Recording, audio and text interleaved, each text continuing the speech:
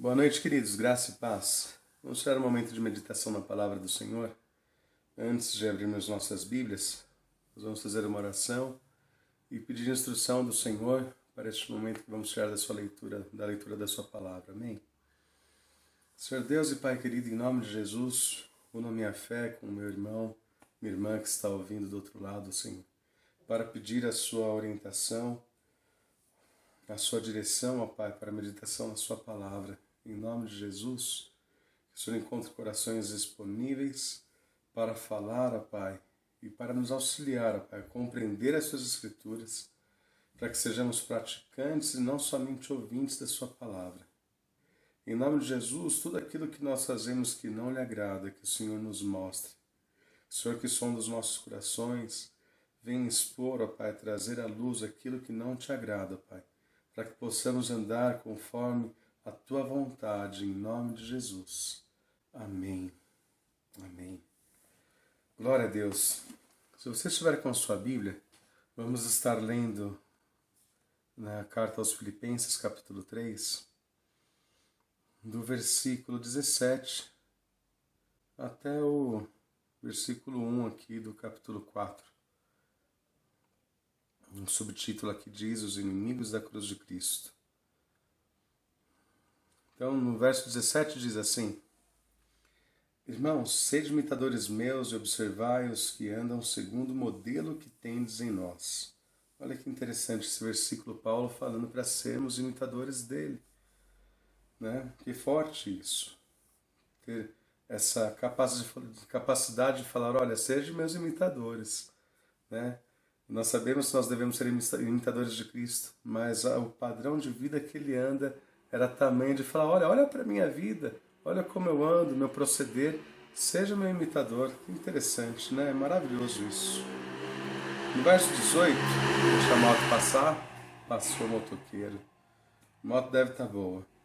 No verso 18 diz assim: Pois muitos andam entre nós, dos quais repetidas vezes eu vos dizia, e agora vos digo até chorando, que são inimigos da cruz de Cristo. Opa! Olha que interessante. Tudo bem que ele escreveu a carta aos Filipenses, mas vamos ver as características dos inimigos da cruz de Cristo para ver se no contexto essa carta se enquadra nos dias de hoje. Fato é que é interessante que ele já diz que no início do versículo 18 que muitos andam entre nós, ou seja, ele não está falando de pessoas incrédulas, ele está falando de pessoas que andavam entre eles, sim, que andavam na comunidade, na congregação, né? Entre o povo. E ele diz que repetidas vezes eu vos dizia, e agora vos digo até chorando, que são inimigos da cruz de Cristo. Graças a Deus, aqui no contexto nós vamos ver que ele vai falar um pouco sobre características de quem é inimigo da cruz de Cristo. Não preciso aqui trazer nada da minha cabeça para falar sobre quem são esses inimigos. Aleluia por isso. No verso 19 ele diz: o destino deles é a perdição. Olha que interessante. Ele não está falando aqui no contexto sobre a perdição, se ela é eterna ou se é para este tempo presente, né? Se era para o tempo aqui na Terra. Eu acredito, por interpretação pessoal, que ele está falando de perdição eterna, tá? Até mesmo pela força como ele escreve, falando aqui que até chorando ele está falando para eles, até com lágrima nos olhos ele nos diz que eles são inimigos da cruz de Cristo. Porque eu não vejo Paulo chorando quando ele foi apedrejado ou na cadeia. Nós vemos ele louvando, mas nós vemos ele chorando e clamando e falando, olha, para ter essa força de expressão, acredito que ele esteja se referindo de fato ao destino eterno, né? A perdição. Então, até aqui ele disse sobre os inimigos da cruz de Cristo que estava no meio deles, que o destino deles era a perdição, mas agora ele vai falar um pouco sobre quem são eles. E aí nós devemos nos avaliar, olhar para as nossas vidas e ver como nós estamos andando, para que não sejamos chamados de inimigos da cruz de Cristo. Eu não quero ser chamado de inimigo da cruz de Cristo. Pelo contrário, né? Vamos lá. Ele segue no versículo 19. O Deus deles é o ventre, E a glória deles está na sua infâmia, na sua desonra, naquilo que é errado. Então ele diz que o Deus deles é o próprio ventre. Em outras versões diz, o Deus deles é o seu próprio umbigo. Aqui sim nós podemos abrir um leque. Eu acredito que você deva pensar aí, o que é ser o Deus o próprio ventre? Nós sabemos que não é a imagem do ventre esculpida em ouro. Embora que o meu ventre esculpido em ouro daria para fazer muita coisa. Mas não é isso que está falando. Está falando, se tratando sobre algo que pode ser diferente em cada um, né? Algo muito pessoal. Aqui fala sobre um egoísmo, né? Egocentrismo, onde pode ser tanto algo de meu interesse físico, né? Material, sentimental, que é de interesse pessoal, né? Egoísta. Nós vemos o amor de Deus que é derramado em nossos corações, o fruto do Espírito, né, que ele se mostra através de nossas vidas, por intermédio do Espírito Santo que habita dentro de nós, que todo ele é altruísta. Ele não é feito para o benefício próprio, mas sim para o outro desfrutar, para o outro se alimentar do fruto. O outro vai se alimentar da nossa paciência, da nossa alegria, da bondade, fidelidade, né? O amor tudo sofre, tudo crê, tudo espera, não se vangloria, não se porta inconvenientemente, ele não vê seus próprios interesses, não suspeita o mal. Então, nós vemos que o amor é altruísta, enquanto esse texto está falando que o Deus deles é o ventre, é o seu próprio interesse, né? Sua própria busca. Existem pessoas assim hoje.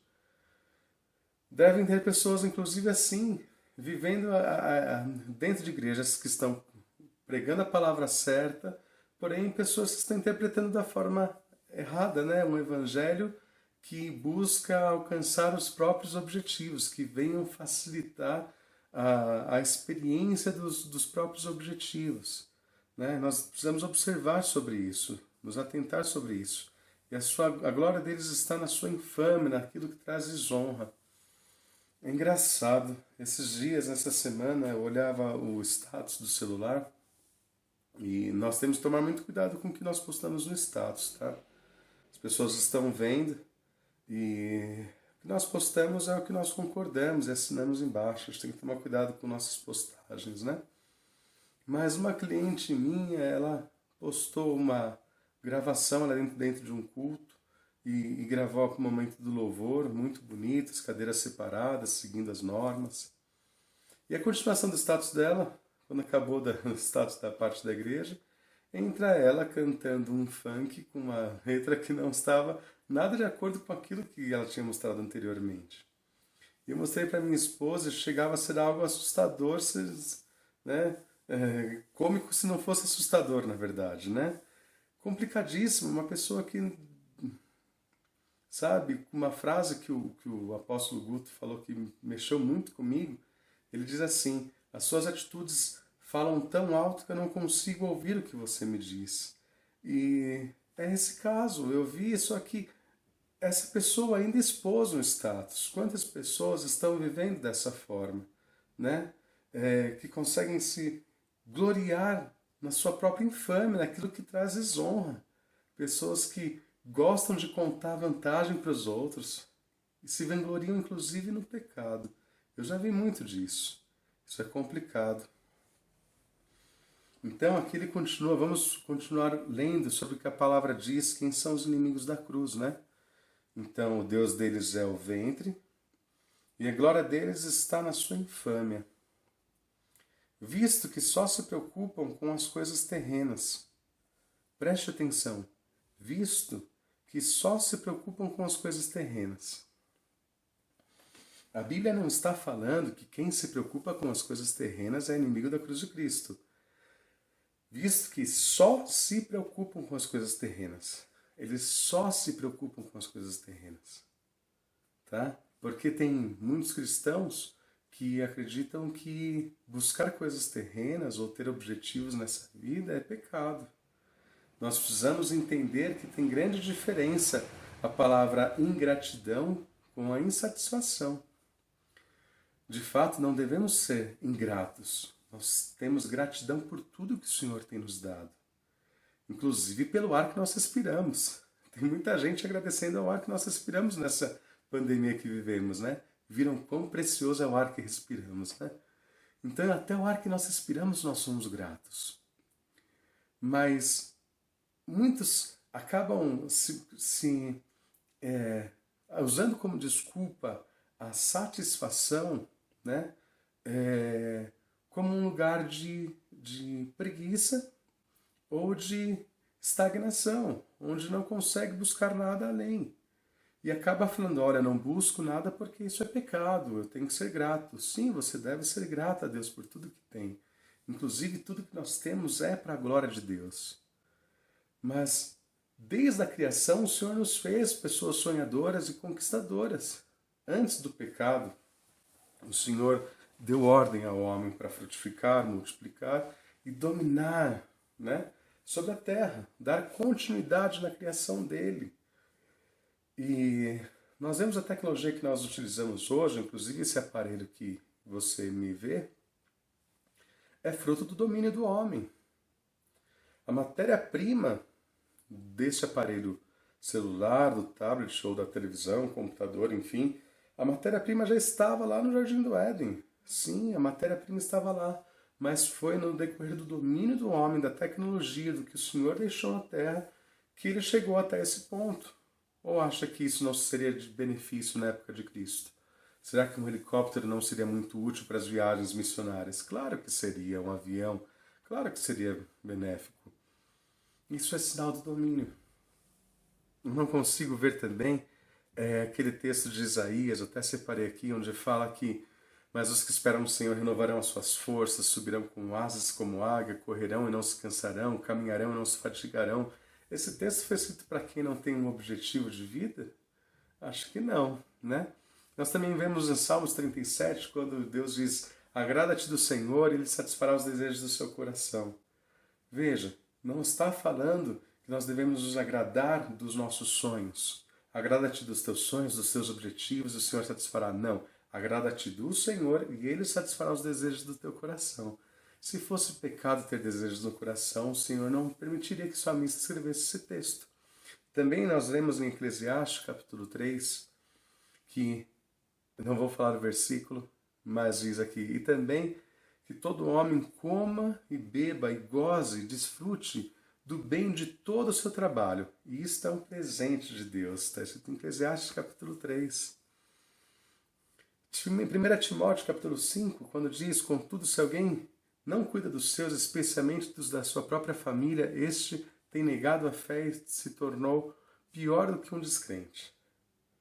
Então, não é um problema ter sonhos, buscar objetivos para esta terra. E tudo que nós conquistamos, nós glorificamos ao Senhor. Nós não temos esses nossos objetivos como sendo o nosso porto seguro, o nosso guia, o nosso alvo. A primazia sempre foi Cristo Jesus.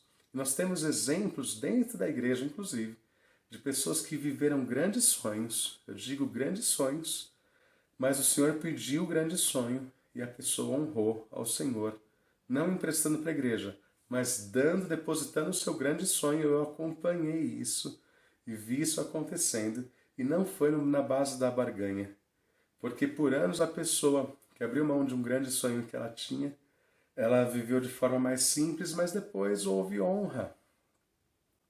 Maior do que a primeira, inclusive. Só que nós vemos isso nos dias de hoje, então não tem problema. Se você tem uma porta aqui daquela madeirite e que a tranca da porta é um rodo. Glória a Deus pelo rodo, pelo madeirite que separa, né, o vento. Mas aqui não traz muita proteção, não tem problema você desejar uma porta melhor, compensada, de madeira, com um trinco mais seguro. Independente do trinco que nós temos, nós vamos glorificar a Deus. Independente do trinco que nós temos, se Deus pedir, nós vamos dar. Porque não é a nossa primazia. Mas é bom sonhar, o Senhor nos fez sonhadores. E Ele quer que nós venhamos desfrutar do fruto do nosso penoso trabalho nessa terra também. Então, Quando a Bíblia fala de que os inimigos da cruz, o Deus deles é o próprio ventre, que eles se gloriam no próprio pecado, e eles só se preocupam com as coisas dessa terra, com as coisas terrenas, é porque é exclusivamente das coisas dessa terra. Tá? E não se preocupe. Às vezes, a falta de busca por algo melhor também é pura vaidade ou pura preguiça. É um amor à preguiça. Então é complicado. Vamos conquistar, né? Vamos fazer o que é melhor e glorificar ao Senhor sempre com algo melhor, né? E glorificar ao Senhor. Eu prefiro glorificar ao Senhor com algo melhor do que com algo pior. Você também? Eu creio que sim. Aleluia. Algo que eu quero citar aqui sobre quando nós falamos sobre ter o Deus deles ao próprio ventre, aquilo que interessa, as concepções próprias, interesse próprio, egoísmo. Eu quero falar na prática sobre o amor, que tem sido falado muito aqui, né? Na quinta-feira passada, o Anderson trouxe uma mensagem, inclusive, sobre o amor. E é algo que também tocou no meu coração. Porque nós precisamos viver a simplicidade da palavra. Não ficar tentando trazer coisas mirabolantes, né?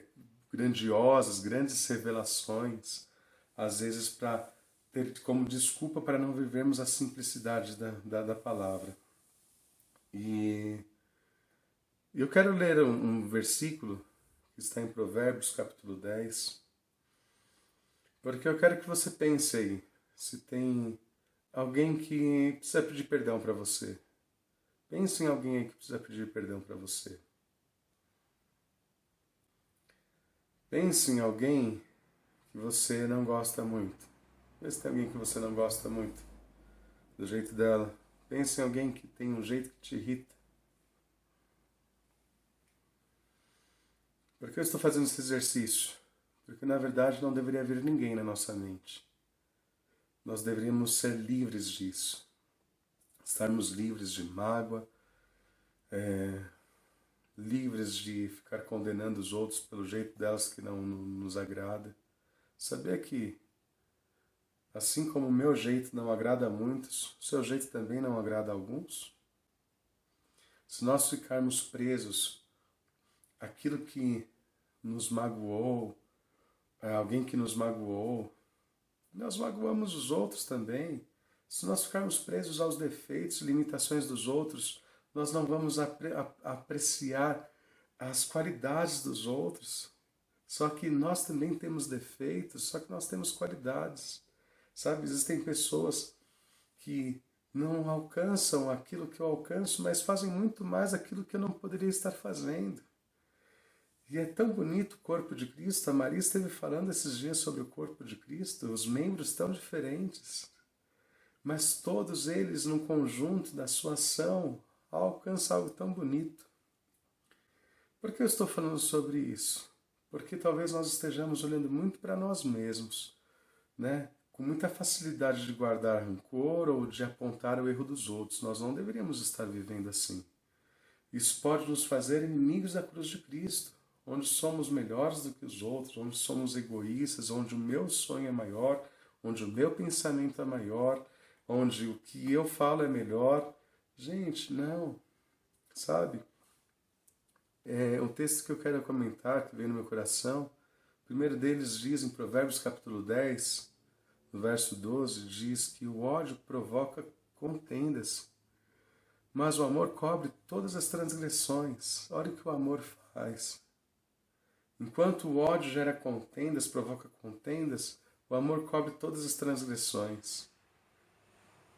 Talvez você ache que esteja mudando um pouco do assunto, mas o Senhor me incomoda a falar um pouco sobre amor e que nós não deveríamos estar pensando em pessoas que nos incomodam. Quando eu fiz esse exercício para pensar em alguém, se você pensou, já tem que se avaliar. Pode ter certeza, tem gente que não gosta do seu jeito.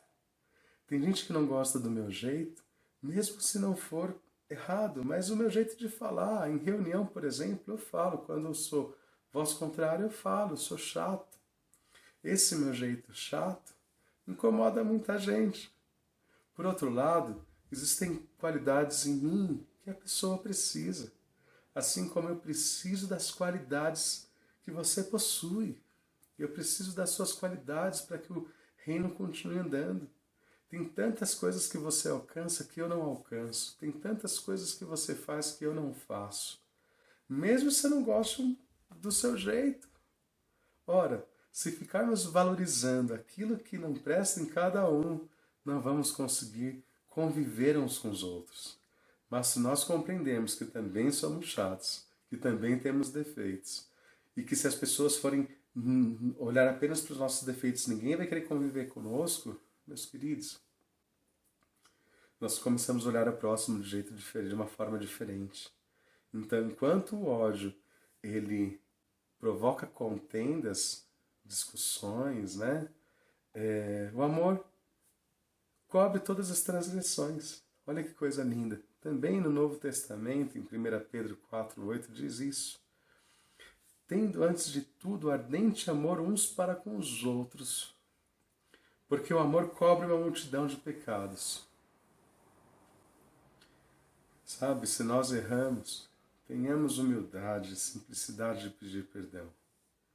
Se vem alguém na nossa cabeça, vamos liberar perdão, vamos cobrir uma multidão de pecados. Não precisamos expor isso no status, não precisamos expor isso no Facebook, nem nas conversas alheias. Nós devemos guardar nosso coração. Eu já experimentei isso certa vez, eu e minha esposa, no nosso ciclo de amizade, havia acontecido algo chato conosco.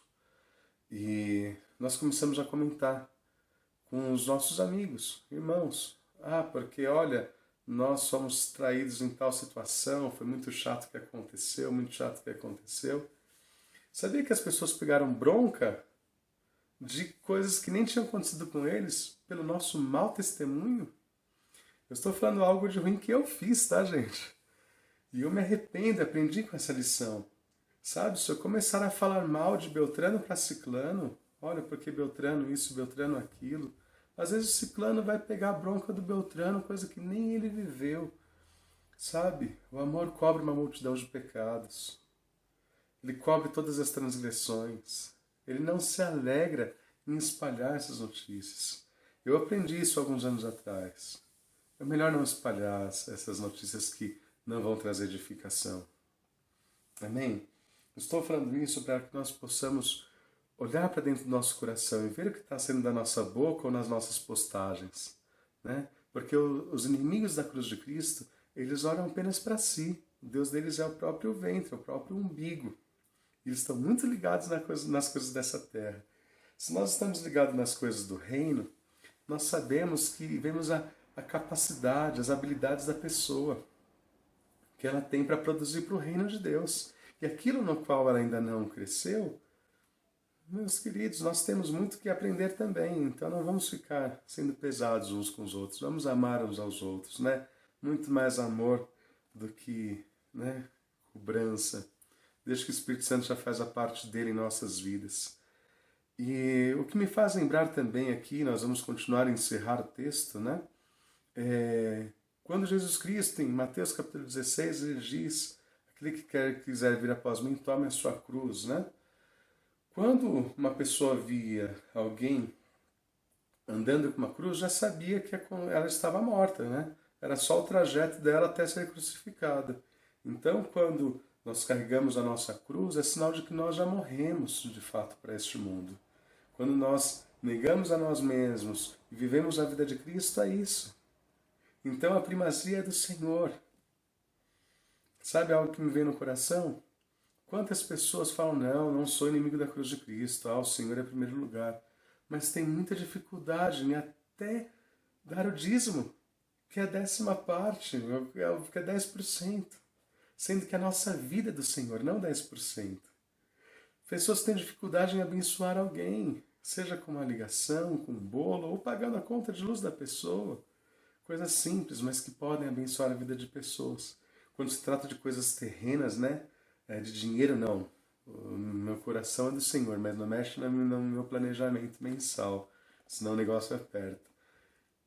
Temos que nos avaliar, queridos, temos que nos avaliar. Será que nós estamos amando ao Senhor mesmo de fato, né? Será que nós carregamos a nossa cruz, já morremos com Ele? Porque olha o que está destinado a nós. Quando ele diz assim, né?